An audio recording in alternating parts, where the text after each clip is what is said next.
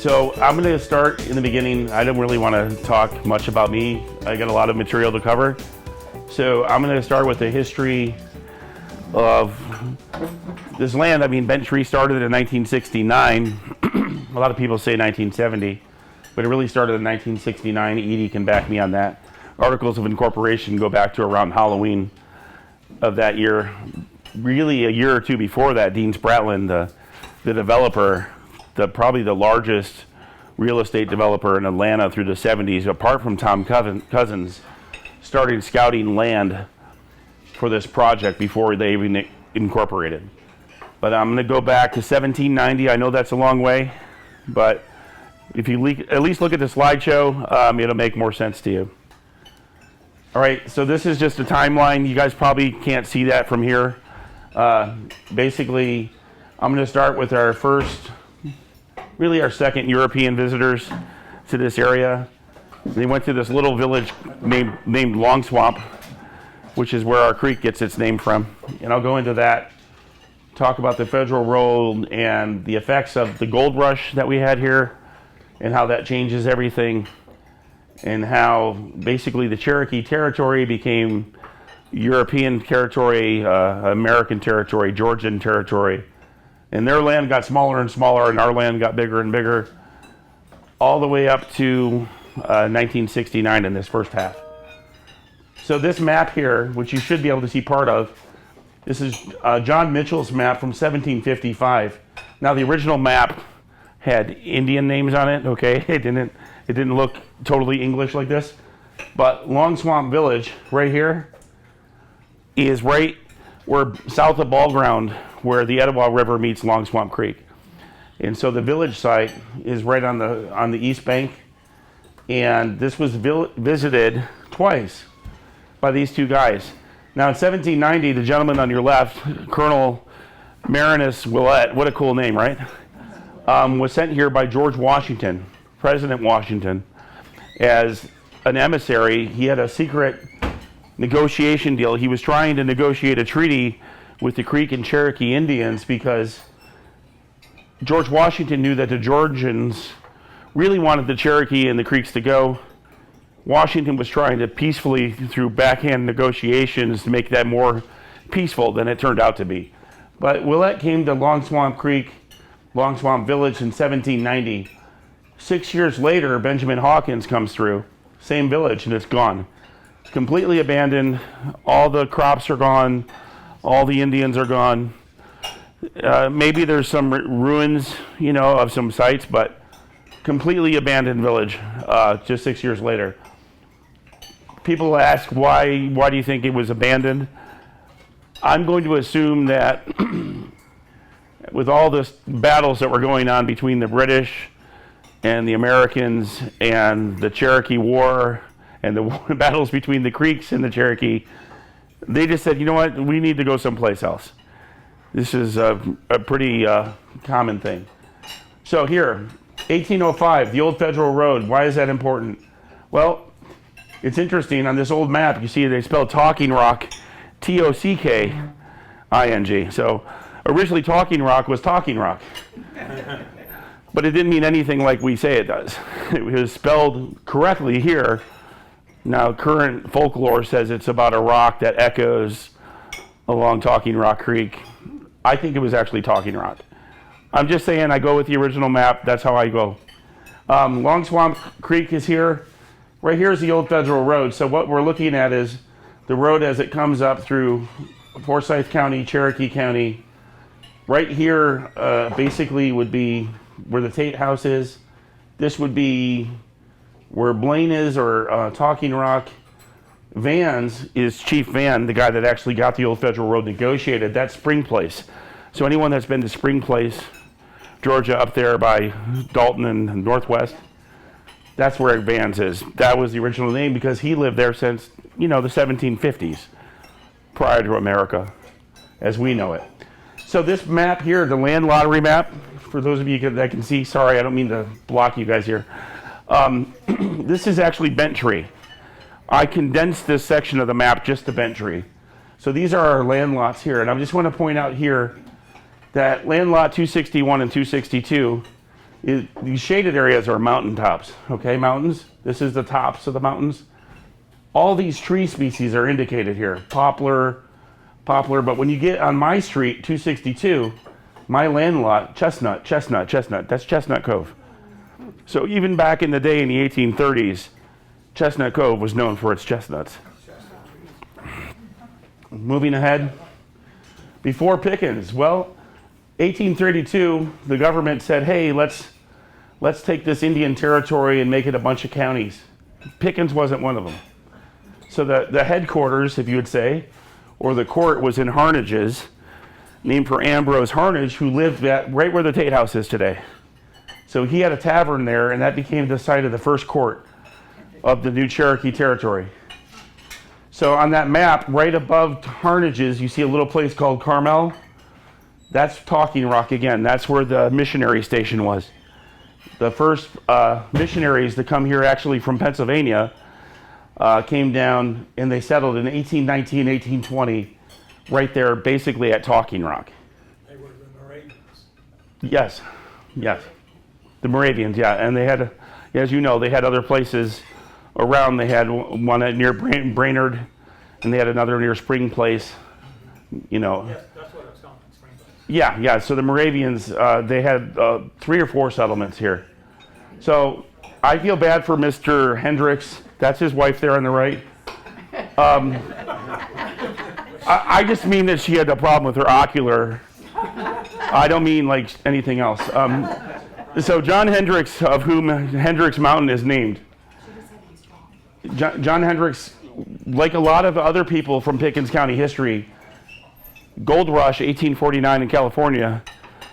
John Hendricks, Edmund Lenning, who's really the guy that the Woodbridge Hotel is the Lenning Hotel, and a bunch of Carl Darnell, they all went out and hit it big, came back, and rumor has it that John Hendricks bought most of the land from Cove Road all the way to Hendricks Mountain and beyond for 25 cents an acre.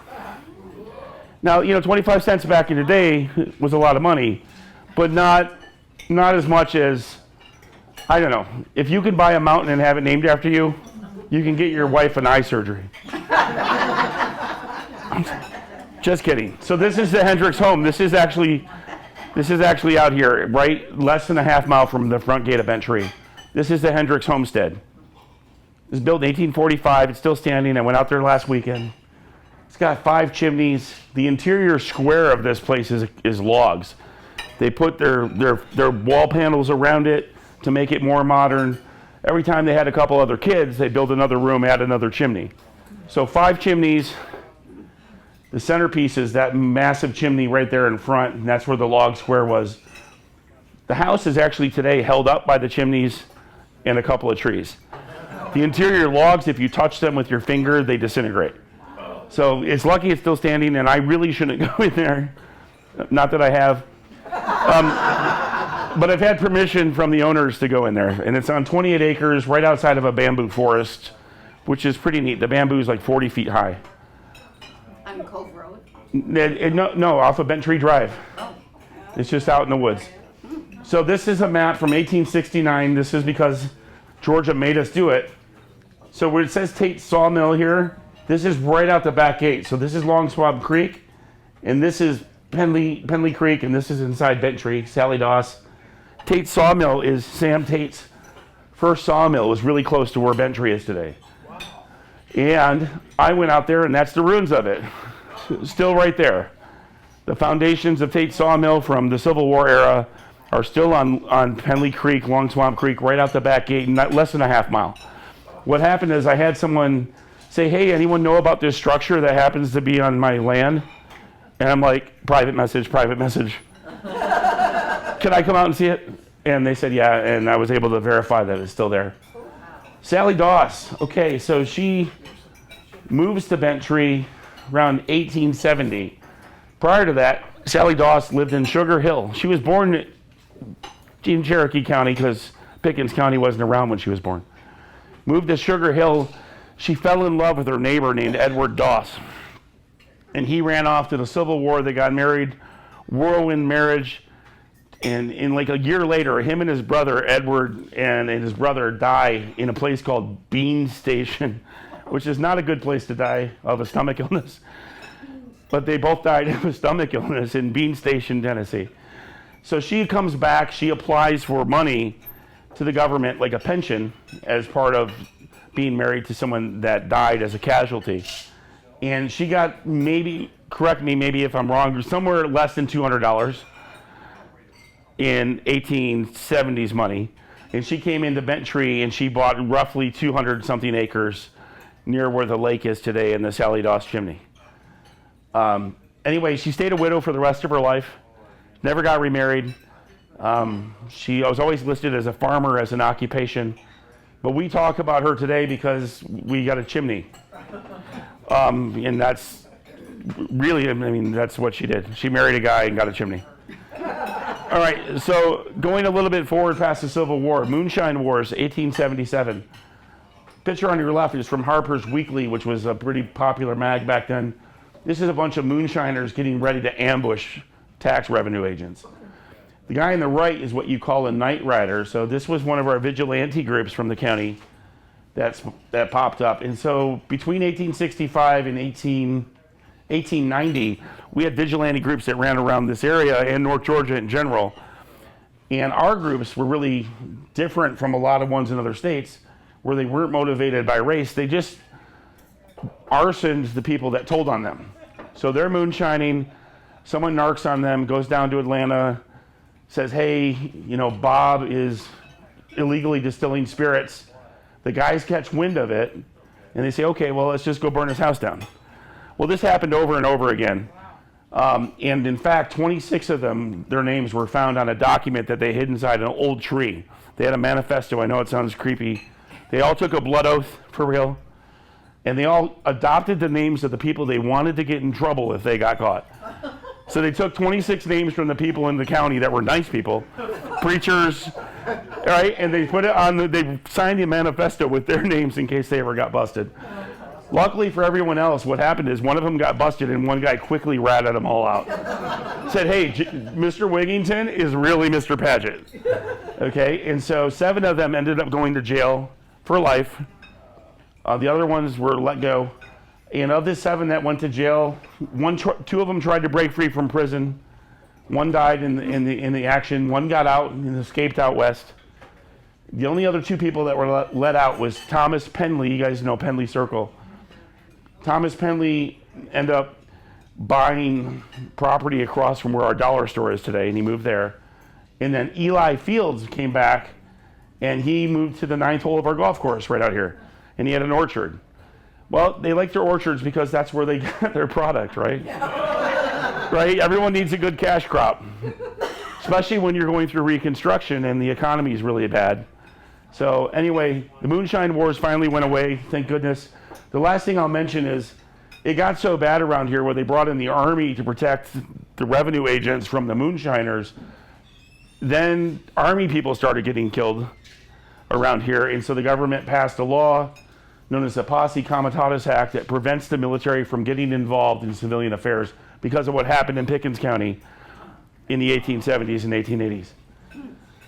Grassy Knob District, so that's where we live. It's a militia district. No, we don't have a militia that I'm aware of, although if you live in the west part of the county and you hear Tannerite explode, you might disagree with me. Okay, so here we go. Long Swamp Baptist Church, really close to our entrance. Here's Mole Mountain, Hendricks Mountain. So basically our road into Bentry is like really kind of goofy, like through here and through here. But that's where we're at. This right here is where the dollar store is. This right here is right outside of our back gate. And our marble mines right here, the marble company, Tate House is down here. I just want to give you an idea of what it looked like at the turn of the century. So who cares about this family and why are they important? So the Whittingtons, it's really a peculiar thing. Charles Whittington, the guy on the right, that's his wife, her sister, and his 2 daughters here, Josephine and Emily. They moved here, they took a train from Atlanta to Tate, wearing these clothes. And they got off in Tate, and you can imagine what the reaction of the people in Tate were to these people. And then they got in the back of a pickup truck, and they drove into Bentry to our 6th hole of our golf course. And they paid a guy at the bottom of the mountain to build the Dude Ranch. So it's really weird, A, that they wanted the Dude Ranch east of the Mississippi. It's also, he was a prospector, he was a land developer. He had this bold ambitions and dreams where he was going to sell land at 4,000 feet above sea level, which was really wrong. He's not even close. And he talked about the orchards again, so the orchards were still going strong by here. And he does mention in his newspaper article that it's right next to this guy named Sam Tate's land. Okay, he mentions that in this ad here. So I'm going to read it. Any man paying 8 1/3 cents a day can own a farm. Just 2.5 hours ride from Atlanta. Well, that's actually quicker than it is today on a good day. In the beautiful Sapphire County of North Georgia, 4,000 feet above the sea, not true. Recognized as one of the healthiest spots in the world, also not true. And famous for its apples and poultry, maybe in Gilmer County. Every man should have a place somewhere in the world that he can sell for his own 10 acres for $120. The property is situated in the Blue Ridge Mountains, just a little farther from Sam Tate. And he goes on and mentions more about Sam Tate. Anyway, all of his dreams about selling land fell apart, and by the 1920s they had moved out. Just going in chronological order, Sally Doss dies 1913. She's buried at Long Swamp Baptist Church, not real far from her front gate. That's her tombstone there. And Clay Paget, who is a relative of Sally Doss, bought her property, and there's some dispute about where the house is, but I believe it to be under the lake. If you look at the angle of Sally Doss's house here and Clay Paget's house, the roof line is pointed almost directly at Sharp Top Mountain. Okay, and there's a bunch of people on the end of that. It's a double chimney structure. But then, this is kind of hard to see, but this is the house. So if you look at the rooftop of Sally Doss's house, Sharp Top Mountain's right here. This is where the Sally Doss chimney is. That roof is pointed towards Burnt Mountain. So the Sally Doss chimney is not Sally Doss. Sally Doss chimney is under the lake. And it's been under the lake since it was built. But I just wanted to point that out. Oh yeah, Pete Giglia, he lives right here. That's where his house was. He originally had a fence post still in the yard, but he took it out from that property, and I'm frustrated with him because I wanted to take a picture of it. So into Colonel Sam Tate. So Colonel Tate, I don't know, he kind of looks like a refined, older version of Tom Selleck. That's him and his grandson. He was born into a very wealthy family. The Tates arrived in Pickens County in the 1830s. They started buying up all the land they could. They had the largest amount of slaves of any family in the county prior to the Civil War. After the Civil War, he said, hey, I'm going to give all these people a place to work. And they went to work for his marble company. But in the worst possible time, pretty much almost in October, he starts Tate Mountain Estates on the dawn of the Great Depression. Great plan, dude. He bought 10,000 acres of land and had this fabulous idea. He built a wonderful monument that we now see downtown Jasper, made out of marble, which was moved from Mount Oglethorpe. And this lodge here, Conahaney Lodge, that burned down in 1946, and the first Dude Ranch was up there on the mountain. I'll get to that later. So that's the monument that you guys see downtown almost. The ball on the top, if you pay attention to it, it's different. Someone stole the original ball from the Oglethorpe monument, the obelisk. Rumor has it, it's in someone very famous in this county's collection. It's not mine, I promise. I haven't seen it, so it's just a rumor. But this is on top of Mount Oglethorpe in 1930. Governor Hardman's there, Sam Tate's there. Everyone that had anything to do with anything is there right then. The first Dude Ranch. So this is where Tate Lake is for people that live locally, but it's Lake Sequoia to people that know what the lake's named. Boo and Hugh have been on that section of road. That's right by the lake where the dam is on your lake there. Although the posts are different, the wood's different, everything else is kind of the same. One thing I'll point out to you, the lady that ran the Dude Ranch is this lady here wearing a tie. That's Blink Drummond, and that's her German Shepherd named Pal. She's got an amazing life that I mentioned in my book, but I don't go into here. She ran the Dude Ranch. So the Dude Ranch home right here, this is the site. Later, Sam Tate, being clever, said, hey, I know what I'll do. I'll bring the Civilian Conservation Corps in since I'm in the middle of the Depression. house 100 or 200 of these guys, and I'll have them build the roads up the mountain so people can get to my Tate Mountain Estates easier through Hendricks Mountain. So the road that you guys all take, well, if you took it driving out of the parking lot at Admin and went straight back and up the mountain, that's the original road built by these guys to get to the top of Monument Road, which is named now, so you can get quicker to Tate Mountain Estates if you came from Tate. So these are just more of the officers. It's another view of the house. I really like their vehicle. Just want to mention that. This guy, they had the best and the luckiest professor in the world, Janet Vardaman, who's a longtime resident here. That's her grandfather. Eber Carl Perot graduated from Yale, top of his class, valedictorian. And in 1919, his doctor said, "You're pushing yourself too hard. You got to stop teaching." And so crazily, he bought 500 acres out in Talking Rock and took a train to Talking Rock with his family and a cow and his kids, moved out in the middle of nowhere, and he built this. This is his man cave / mail center. And so this little hobbit-looking structure with a mailbox built in that he's checking here has a table in it and a seat, and he would write letters to everybody. It's a half mile from his house that he also built from his hands. And his house was at least had 8 bedrooms. This guy was amazing, but Harvard educated. He's actually the most distinguished essayist of American folklore and folk songs, according to Harvard today. And you can go by and find all his folk songs, but he landed here, and so he's the education supervisor for the CCC guys. So they don't have just some run-of-the-mill guy.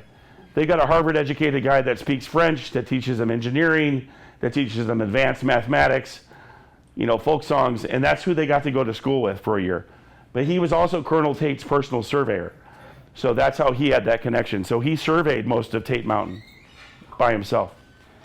So this is the CCC camp in our 6-hole, basically. So you've got 2 rows of tents that hold 11 men each.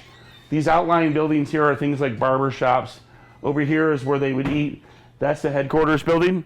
So take a look at the trees and the angle of the mountains. There it is. That's from our 6-hole looking back towards the entrance. So right there. The angles are a little wrong, but that's exactly where the Dude Ranch was. Right down here in this valley. The mountains don't change, right? These mountains stay the same. So that's it. But, oh man, stupid 2,500 acre fire arson. Georgia Marble Company offers the people that caused the burning of these woods located at the old CCC campsite. And another newspaper article, this is in December, said they burned 2,500 acres, mostly on Grassy Knob, which is Mount Oglethorpe. I don't know why they were using the wrong name at this point. This is 5 years after Mount Oglethorpe had the name. So this is an aerial shot, 1955. So here is, just to show you, this is the curve in the road before you get to Bentry. The road's the same. This is the road off the back gate of Admin, that straight little trail through the back of the parking lot. That's the original road. So Admin's here. This would be where the Helton house is. This would be David Salazar's house is. And this is the golf course path. So Little Pine Mountain goes up this way. So Rick Santia's house is like right here, just for example, and the Dude Ranch was right up in here. But the Dude Ranch, remember, comprised over 1,500 acres. So a lot of that was the Dude Ranch. I'm just talking about where that one building was. This is a pole that Edie's aware of. This was in Rick Santia's backyard. He told me I could talk about it. This is an original pole from that era. He has 2 of them. They're about 100 feet apart. And they're very, very sturdy and cemented in, but that's an original relic predating Bentry, as is the other one. This is the Appalachian Trail map. For those of you that don't know, the Appalachian Trail approach trail used to go right through Bentry, before Bentry. So here's Mount Oglethorpe. Here's the Dude Ranch. This is our 6-hole. So basically, you take a train from Tate, you go up McLean Mountain Road, you come over to the bypass, which is not there now because this is a new road. Into Bentry, you curve over to the 6-hole, and then you jog back up the mountain like you do when you drive up the mountain to get to Mount Oglethorpe so you can start the Appalachian Trail. But that went right through our backyard and front yard. I'm going to point this out, and I'm going to refer back to it later. For some reason, I mentioned the USS Finback saves a pilot. This is in 1944. The pilot's down there in the water, got shot down during World War II. That's the pilot. Does he look familiar to anybody? That's George Bush, the senior. He got shot down. He was saved by the USS Finback in 1944. I'll refer back to this later in my presentation. It has something to do with Bentry. Yeah, George Herbert Walker. So this is the lodge that was in the center there, the Conahaney Lodge. That's the lake that I showed you earlier where it's a postcard.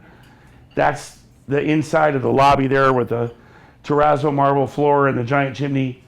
Everything's made of chestnut, wood, fieldstone for the base, marble in all the bathrooms, 20 rooms. It was the premier place for wealthy Atlantans to party for 16 years, because that's when it burned down. Right here. So here's the problem. When you build a house way out in the middle of nowhere with no access to water or fire hydrants, by the time you see it, this is the time you see it. So people as far away as Jasper, Grandview Lake could see this, but they had no way to put it out. So it took about an hour to burn down, and all the foundation is still there, but this guy named Frank Spratlin, who used to go there with his son, Dean, and hang out at the lodge, he was a regent for WGST. He said, you know what, where the lodge used to be would be a great place for a radio tower. It's 3,300 feet above sea level. He put in a permit, got the radio tower put up there at the old lodge site, and it was the first radio tower to broadcast rock and roll to the Atlanta area from right above our mountains right here. Clever guy, that Frank Spratlin guy. So here's a picture of the radio tower on a map, and if you knew what this looked like, there's the lake up there, Tate Mountain. This is right where the lodge used to be. That's the radio tower on a topographical map from the 80s. Right here, I went there last weekend. Here's the support posts of the radio tower, where they all held it in. Still there. No radio tower, but all the supports are still there. Right next to the Conahaney Lodge ruins. So, you look at the census map here, 1950, I pointed this out for 2 points. You got our roads, which are the same, up to the top, and each of these squares is a house. So even in 1950, we only had 12 houses in 3,500 acres. So it's about, 300 acres a person when you average it out. It must have been pretty rustic. All right, I'm going to move forward now to the start of Bentry, okay? So I'm going to cover, not tonight, but I'm eventually going to cover 1969 to the present. All right, so 1969, here's just another timeline I'm going to skip. Oh, there he is. So that's Dean Spratlin. This is a developer that built Bentry. He was one of the largest real estate guys in Atlanta, and he partnered up with Liberty Corporation out of South Carolina, the insurance agency. This was their first second home venture, their first investment in second homes, second family homes, first neighborhood they ever built. So they were the financial end, and he was the negotiator, the planner, the guy that would make all the things happen. He already had 25 communities by the time he built Bentry. So he had a reputation for getting it done. Unfortunately, he had less good choices with the names that he wanted to name Bentry. So the first two names that he had were Beech Mountain, which, is kind of basic. Hound Ears. I'm not making it up. And now listen, I can explain it, I think. And he never explained it, but if you look at a map of Bentry from the sky, if you look at the shape of the lake and the shape of the golf course corresponding to it, it looks like a set of hound ears. And that's just a guess, because otherwise he's on, never mind. So, all right, listen. Anyway, good thing. I never would have moved here if this was called Hound Ears. I'm just telling you right now. We never would have met. But I hate to dispel the myth, but I'm going to. In 1993, Spratlin published an article in the AJC, and he said, well, I was driving through Florida, and I saw a community called Lost Tree Village and a logo, and I said, hey, let's name it Lost Tree, Bentry. He based Bentry off this place that he saw in Florida. This community started in 1959, 1961. Lost Tree became Bentry because he saw it when he drove by. It has nothing to do with Indian trees, trail marker trees. Indians. It has nothing to do with any of that. This is really a premier golf course place. It's really prestigious. It's really wealthy. It's really nice. And he likes the tree logo. And I know it's not the same, but it's close. It's kind of bent, Yeah. to be candid. It's a tree. And it's a tree. Now, this is an overshare. Lost Tree is actually named for a tree that was lost in Florida. And it wasn't like lost by its parents. They just, it was a property marker, and they lost it. Okay, so Lost Tree is named for that reason. Not that you care about that. Is that still around? Yes, Lost Tree is still an active community today, like Bent Tree. So in the paper, in the Pickens Progress, Spratland Associates announced a $14.5 million project in 1969. This is around Halloween. $14 million in 1969 money is a lot of money in today money. And they talked about all the things they would have. They were going to have 3,000 acres with 7,000 acres in reserve. And we're going to build a bunch of stuff. Dean Spratland's there on the left. It's a little dark. This is a cartoon that was in the same paper that day. And there's Bent Tree, and it says Blueprint, and it says Second Home in Pickens County. This is what we are developing for you up in Pickens County. And down in the caption is, for the unfortunates whose first home is not in Pickens. So you take that how you meant it. Someone had a sense of humor. I'll move on. All right, so the original fact sheet. I'm going to read you just some basic facts. I'm sorry I'm reading here. Your average project size was going to be 10,000 acres. It turned out to be way less. They were going to have an archery range. We don't have it. Skeet range, didn't have it. Ice skating rinks, don't have it. It doesn't mention a rappelling course, but we do have one of those, but that's, never mind. I'm going to move on from there. Bridle trails, we got those, right? We got a marina, kinda. I guess you can call that a marina. Beach es, plural, I don't know. We got one, unless you count the pond at Levine's.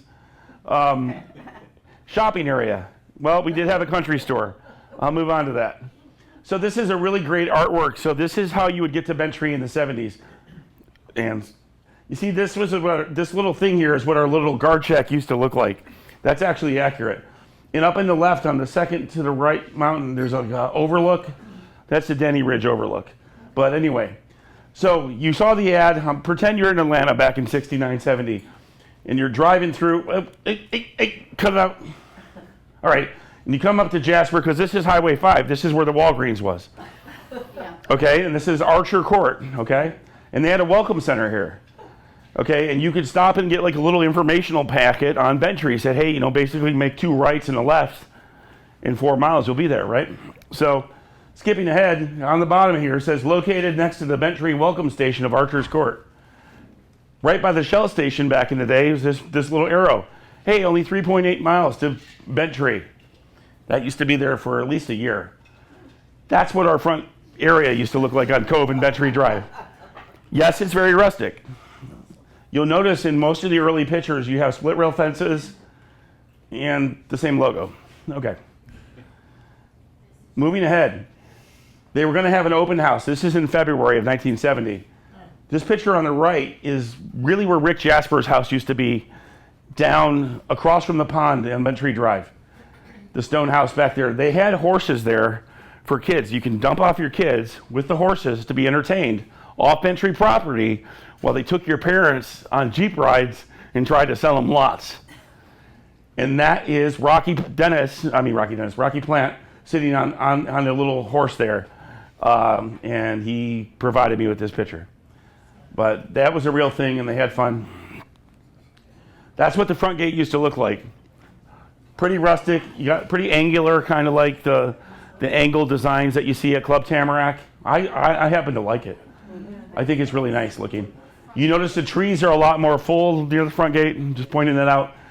And on the back right, there's one of our little Bent Tree Jeeps.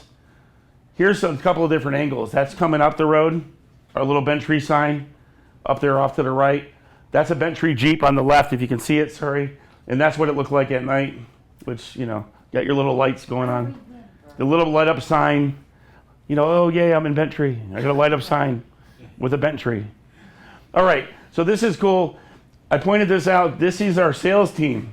And they got some really cool haircuts.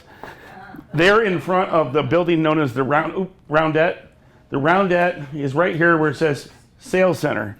That's where David Salazar's house is now. There's no Roundette. Now, Roundette turns out to be the name of a home that architecturally became popular in the 1960s because of stupid Buckminster Fuller. You know, he made a geodesic dome, and the next thing you know, everyone wants a circular house. Anyway, so the Roundette was one of those circular houses. That's where the team was, and they would take you to, that's just to show you the dimensions of the Roundette. It was pretty much like 10-sided. The Roundette, there it is in 1993. If you can see the little circle, it was still standing there before Salazar built his house. All these little points were my guess as to where the original buildings were, looking at aerial shots. So you got the guard shack, the cottage, which was the first general manager's house. Be thankful you don't have to stay there. The admin building, which is where the mail center is today, which was 2 trailers put together and built with something around it. The trash center, which was across from the cottage, directly across from it. And the host house, which is our old recycling center, pet storage / admin / country store. And all in one place. And then the mail center was right across from my window at admin, right up the hill from the fire station 1. That was my guess anyway. And then I found this in the basement today. I wish I would have found this a long time ago, because guess what? General manager's place, guard shack, post office, fire station 1, host house, trash, admin office. So I was close, but I was using aerial guesses and talking to people that lived too long. So this is the cottage. This is, again, now it's the library, meeting place, was the original general manager's place. For a while, it was a place where the golf pro used to stay. This little pavilion, which is known as our buildings and grounds crew place, is now walled in. It was an open air, a screened pavilion. And they used to meet at the cottage and then go in there and eat with the people before they went in the Jeep. Now, the guys in buildings and grounds told me that the screens are still in the walls. They just screened them in. They walled it in. So if we ever tear down this place, you're going to find the original screens that people used to sit and look through. But that's a true story, too. So this is some of the first houses built in Bent Tree. That's one of the designs. This was on the corner of Fairway Drive and Little Pine Mountain before it got arsoned. But it was there. Now it's where Megan Leathers lives. Her house is a lot different than that. And this is like the interior, and there's the bottom left corner is a black and white photo of it. David Callahan, the guy that built this house, is sitting there in that photo. I ran into David Callahan because I accidentally met his brother at a store a year ago, and I called him up, and he was in Las Vegas, and he agreed to tell me all this stuff. Anyway, I always wanted to find him. So this house, if too bad Robin Dunn's not here, this is Robin Dunn's conceptual house, also built by David Callahan at 198 High Trail Vista, and that's what the house looks like back in the day. So this is the same builder, David Callahan, Robin Dunn's house today, right next to the old overlook. I'm going to skip this for now. This is our original literature. Look, archery, an observation tower off the very top of Club Tamarack. That would have been nice. And they started calling it the quiet world of Bent Tree in the early to mid 70s. And it's still pretty quiet. I think we have that still. Now, if you look at this picture here, it's a little weird. We still have archery, but now we've got skeet shooting on the top of Hendricks Mountain and the stables on top of Hendricks Mountain, which is also a bad place for it. All right, so we have a marina right where Peter Kilbaugh's house is, and no boat area. And our beach is kind of way longer, and then where the marina is, we got a bunch of houses. So that's, I don't know, that's a concept drawing. I think putting the stables at a mountain at like 2,700 feet is just a bad idea in general, but they got the spillway kind of right. All right, here we go. This is the very first letter that came to a resident. This is hand typed, and it's gone again. 1970, July. Basically, it says, welcome to Bent Tree. We're going to have a contest. Person that names Bent Tree Drive is going to win something. They're going to win a radio. And then they went with Bent Tree Drive. All right, now listen, I don't want to say we have a habit of naming things pretty basic, but I'm going to get to that. All right, here's our first architectural specs. Basically, it said nothing white. You got to have 900 square feet at least, and you got to have a bathroom. Really, this is an original design Again, here's skipping ahead again. The marina is down where Peter Kilpo's house is, and everything else just gets weird after that. We used to have a section almost called Shadowwick Ridge, up near Chestnut Cove, really. They decided to merge those things, so Denny Ridge and Shadowwick Ridge became part of it together. This is a map from the early 70s. It's got a mention here of a nature trail and an overlook. And here's the overlook on top of Hendricks Mountain back in 1970. That's the kid that was on the horse. I got to go back. And it's a color photo. The black and white one was in the Echo. And it took me 4 years to find this guy. He's 60 years old today. But I was glad he was still alive. It helped that he was this little when I saw him. Anyway, so now I got a color version of it. So this is an aerial. You can see the overlook, kind of. It's just like a long platform, like 30 feet out. Everything else up there is just Robin Dunn's house, and that's the view from the overlook. That's how wooded it was. Okay, is that overlook, is that on Shadowwick? No, that's the second overlook. That's the Denny Ridge overlook. Okay. This overlook was next to Robin Dunn's house on the corner of High Trail Vista. Okay. But they later sold it, John Lewis, and now it's just Peter Walshren's house. And it's just built up. You can't see anything. There's trees everywhere. But Robin almost has this view. And Sheila Thompson has a really close look at this view, too. That's the Denny Ridge overlook. That's some girl named Gil Hampton. I don't know her. But that's the Denny Ridge overlook. And this is the Denny Ridge overlook when I moved here. Yeah, you All grown up. It's gone now. They tore it out. oh, they did? It's all torn out. But I have a piece of it at my house as a token of remembrance, but it's all gone now. There's just a parking space in front of it. It became impossible without chopping the trees down over 40, 50 years for it to be an overlook. So it just became a place that was an attractive nuisance to the neighbors if you talk to the neighbors. People would go up there and have a beer or whatever and say, hey, look, I'm on an old platform. All right, anyway, this is an ancient artifact that we had like 50 digs in 1970 when they were looking through here, and they found arrowheads, quartz arrowheads. They found a addle weapon, which is like a long-range hunting weapon. They found no pottery at all. So they said that they assumed that the Indians didn't live here, but they hunted here. They hunted for big game along the ridge lines. They had mortars and pestles, so they came here to get nuts and to grind them and things like that. On the right is actually a quartz arrowhead from the 9th hole that I have. And so pretty similar to the one here. If you get a hard rain and you're in the right place in Bent Tree and you look on the ground a lot, you might find a quartz arrowhead. You won't find a flint one, you won't find a chert one or anything like that, but you will find a quartz one. Quartz arrowheads of this design are much, much older than typical Cherokee stuff, by the way. So there's archaeologist Roy Dickens looking through the Bent Tree collection. I've contacted the university, 6 times. No one ever contacts me back. I don't even know if they still have the collection. I contacted the state. They don't know, and I'm skipping ahead again.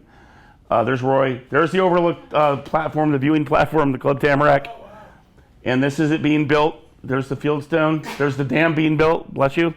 Thank you. And it's skipping ahead. And we had an ecologist on staff. Lake and Wildlife should be happy. We had our very own ecologist. We were the first gated planned community to have an ecologist on staff in the state of Georgia. And they made 2 nature trails. Thank you for that tidbit, Edie. The first one was by the Beaver Run Trail. Edie found some of the original placards. They moved it by the water plant. I found that placard by the water plant when I moved here. And what they did is they had indicator platforms for different species. So you'd walk through nature trails that, it's a juniper or whatever, a loblolly pine. You found some of these on the Beaver Run Trail, right, Edie? Okay. That's the Mickey Mouse pool, aka the kids' pool. Roger Harriman, this is you. And they got the little tents there. It was really nice. These posts used to be off the top of the back of Club Tamarack, but they've been cut down and gone now. So you don't see them anymore, but you see them at the base if you're outside. There's a water tower at the top of Big Stump, and that's our golf pro, Joe Van Sant, climbing it, being a tough guy. Off in the woods to the right is this tank that was not supposed to be there, but it's still connected out in the woods and is built into a mountain spring. And there's a pipe that goes out of it back towards Big Stump, but I don't know why it's still there. Probably too heavy to move. It might predate Bentry, to be honest. I don't know why, but it's out there. It's not part of our schematics. Here's the campground. Someone camping at our campground back in the day. Husband's over there on the left, reclining, taking it easy. His wife is doing something with a pot. This thing on the right is a sign I found out at the campground. It's number 16. There's different kinds of signs out there, but this one most looks like our old road signs. It says now you can camp out too. We've got 12 to 15 primitive campsites that were built back in the day for people that wanted to come here and check things out. That's the bathrooms and showers at the campground. Now it's storage, but at one point it was bathrooms and showers. Still there, the building's still there. For those of you that haven't been to the campground. So this is the tennis center. We had 6 outdoor tennis places at first. We didn't have an enclosed tennis center until 1976. And then later, first 9 holes were completed of our golf course in 72. Back 9 opened in 73. And we had a pro shop. Originally, it was a mobile home, which is awkward. And then we opened the Little Club, which you're in. This is the Little Club. Now the Tavern. Now the Tavern at the 19th hole was originally the Little Club, and Club Tamarack was originally the main club. So we had the Little and the main club. Like I said, we were really creative with our names. And then they went ahead and had a contest one day, and someone named the big club after the lake. So it went from Lake Tamarack to Club Tamarack. I just pointed out that we've kept things pretty basic here. All right, so here's opening day at the golf course. There's a lot of 70s haircuts there in shirts. Tommy Latham in particular has got a pretty cool haircut here on the left. I think he's yawning in that photo. Conceptual drawing of the golf course building from the back. So if you were down on the course here looking up, that's what it should look like conceptually. Here's our country store. She's there at the country store, which was really at the host house, one of the versions of it anyway. And they used to sell things like milk and basics. They've tried this 2 or 3 times in Bentry history, and every time it fails miserably. For those of you that still want one, just go to the dollar store or gas station if you don't like the dollar store. This is this building again from the outside. And there's the pro shop. Look at the wood paneling. Oh yeah, 1973. Looking awesome. Dark carpet, dark walls, light clothing. There's our 7th hole back in the day. And our original golf signs.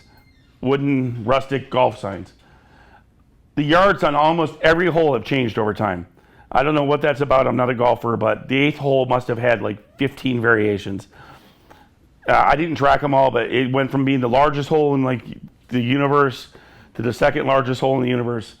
Still a hard hole if you guys play golf. Anyone that plays the 8th hole, if you could skip from the 7th to the 9th, you'd have a better day. Especially if you golf like me. Conceptual drawing of the pool, the upper pool, the kid pool.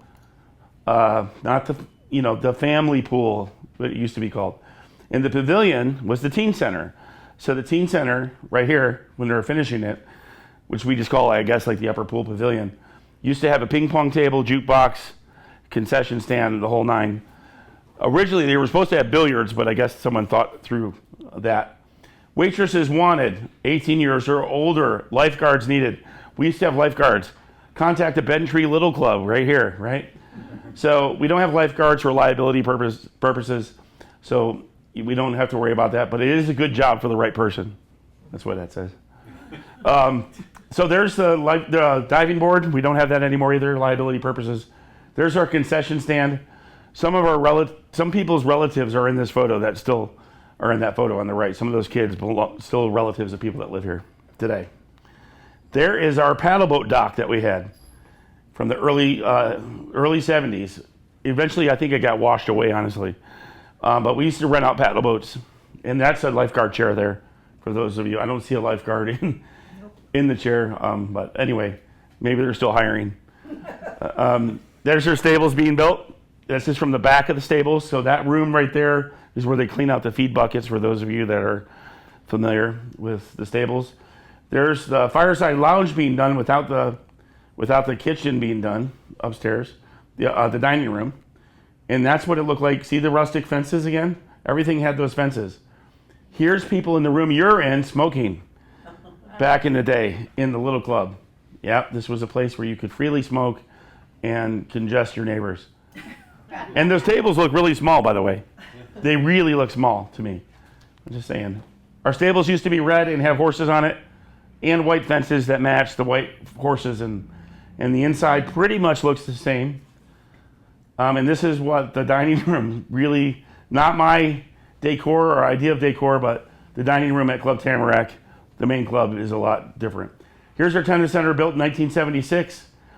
The tennis pro is about 2 feet taller than everyone there. His name is Joel. I just want to point that out to you. He's really tall. 1977 tour of homes, which was kind of neat. It was mostly in the Starcross area for whatever reason. And then the villas started being constructed. You could live like a king on a mountain for $39,500. Well, a couple years ago, villas were going for like $80,000. Now they're like $230,000. But for a long time, that was an attainable price. You know, and that's the old villa sign. So that's pretty much the first one. The second one is gone, and now we have a third one. We used to have a pool on Starcross at the troops' house. I don't know why they called it the Heimlich House. I wouldn't name it anything like after a maneuver to make people not die when you have a pool. But it's all filled in. I contacted the current owner. I'm like, hey, did you know you used to have a pool? Like, what do you mean I used to have a pool? I said, you know, off to your driveway to your left. He's like, oh, man. So I didn't mean to bum him out with history, but he didn't know he had a pool at his house at one time. Now that credit goes to Matt Despain. We had a forest fire, 800 acres on Sharp Top, 1978, and that's a helicopter taking water out of Bent Trees Lake, because they didn't know it was called Lake Tamarack for whatever reason in the news. Bent Tree Lake. Anyway, they got a giant water container from the forestry department and they put it out. But they had our water to help, and it did good. So yay, Bent Tree. This is what Bent Tree looked like before Bent Tree was here, but this was some of the roads. So this is their dam. This is Long Swamp Drive, and this is all under the lake. And this is during construction. So the quarry on the left is there. There's a rock crushing machine. I named the different streets. It's kind of hard to see. By the way, for anyone that wants this, if it would help, I know we're making a video. I'd be totally willing to mail my presentation to anybody here that wants it, so you can just have it and look through it at your own pace and look over it and keep it if you want. 33 Tamarack Point is Michelle Schaefer's house. 221 Lakeview Trace is Dennis Baggett's house, and 3316 Tamarack is Sally Smith's house. Those houses are all still here. 2691 Tamarack Drive. I think that's the one by Dawn Lane.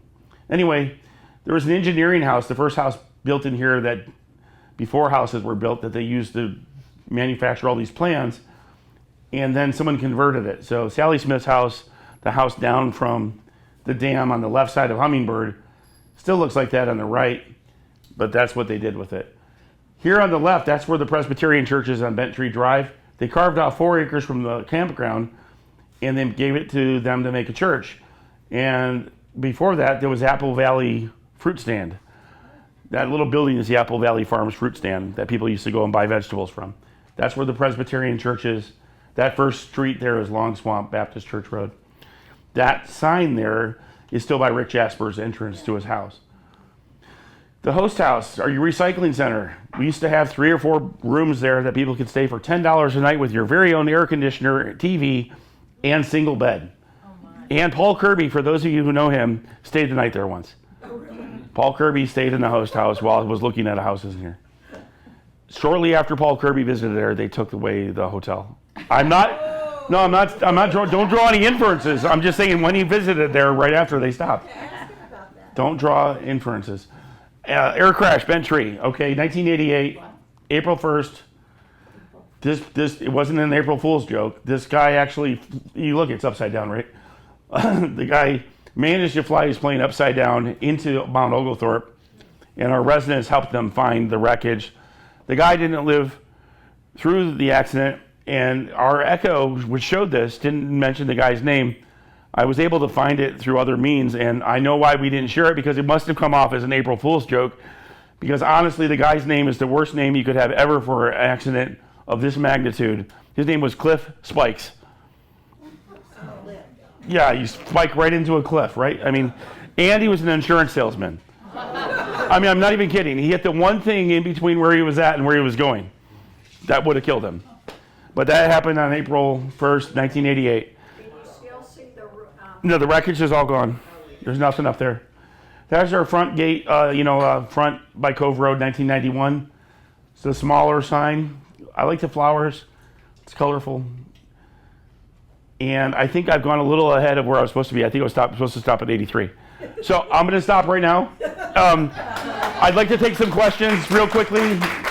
Anyone have any questions about any of the first 270 years from the area? Anything at all? No questions? the kid in the water? The kid in the water. Which kid in the water? Said you'll refer to him later? Oh, you mean the guy that got captured? Oh, yeah. That was George Bush. He crashed. He was saved by the commander of the USS Finback, who is Dean Spratlin. Our developer saved George Bush. They had a lifelong friendship as a result of it. At the end of my slideshow, if you come to night 2, I'll show you the letter that George Bush typed to Dean Spratlin, talking about how he still had a shirt of his, still had a sock of his, still remembered his 30 days on the boat.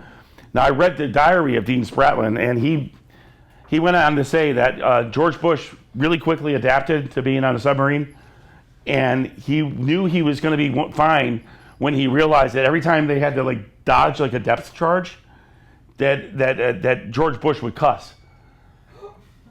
He just said that he knew that's how he realized he was going to be fitting in fine on the submarine. He would always curse every time they had to dodge another depth charge, which makes sense because if you're in a submarine and you get hit with a depth charge, that's it. He already got saved once, right? He's only got so many lives. Anyway, so thank you. I appreciate it. Thanks for coming out tonight. And we'll see you again sometime.